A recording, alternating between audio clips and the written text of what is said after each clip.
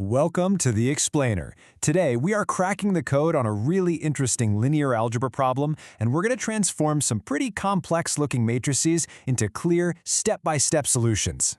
So we're putting on our detective hats today to solve a two-part mystery straight out of a university linear algebra exam.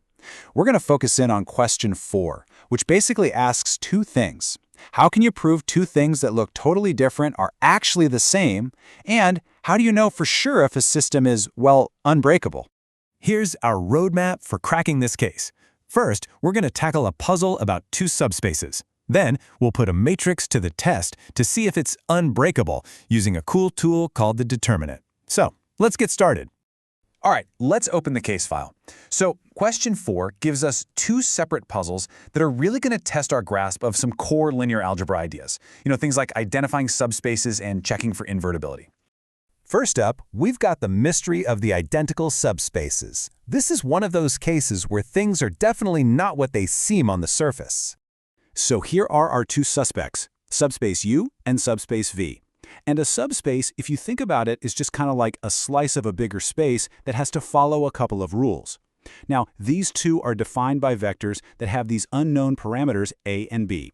Our mission, should we choose to accept it, is to find the exact values of A and B that prove U and V are just the same subspace in disguise.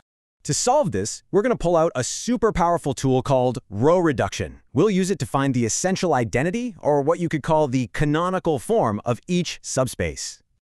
Okay, so here's the crucial point. If we can row reduce the matrices for U and for V, and they end up in the exact same final form, well, then their underlying subspaces have to be identical. It's kind of like finding a shared fingerprint at a crime scene.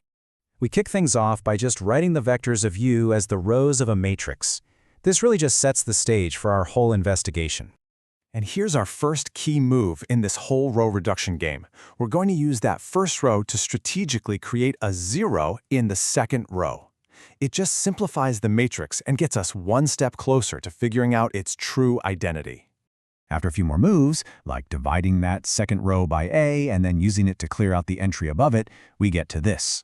This is U's unique canonical form, its true fingerprint. Okay, so now let's apply the exact same process to V. We'll start by taking its defining vectors, arranging them into a matrix, and then you guessed it, we'll start the row reduction. And again, the first step is to create a 0.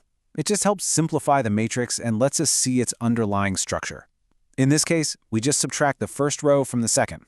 Easy enough. And after we finish up the rest of the reduction steps, we've got the canonical form for V. Now comes the moment of truth. So now we place their fingerprints right next to each other.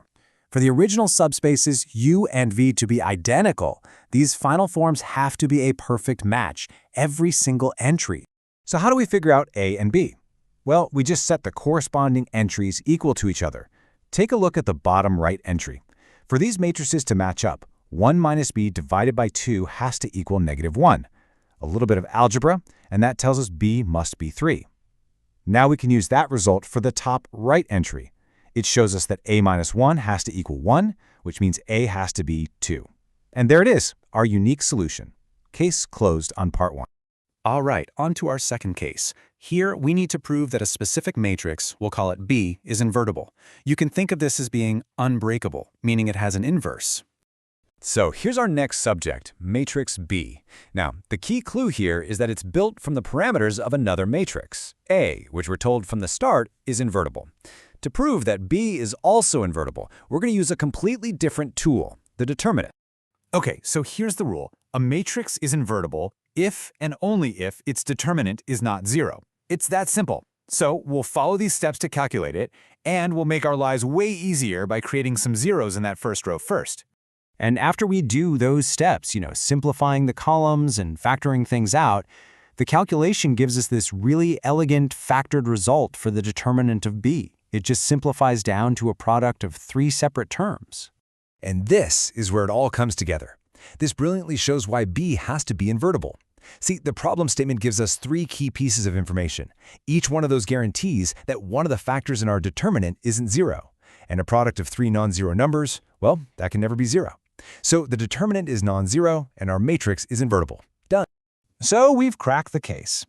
Both parts of question 4 are solved, and we did it using two really powerful but also really different tools from our linear algebra toolkit. So what's the big takeaway here?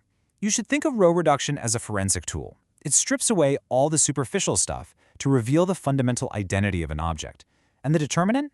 That's like a powerful diagnostic test. It gives you one single number that tells you if a system is stable, solvable, and unbreakable. These tools aren't just for passing exams. They are absolutely fundamental for solving real-world problems in engineering, data science, and computer graphics. They power everything from network analysis to image compression. Which really just leaves us with one final question. What other puzzles could these tools unlock?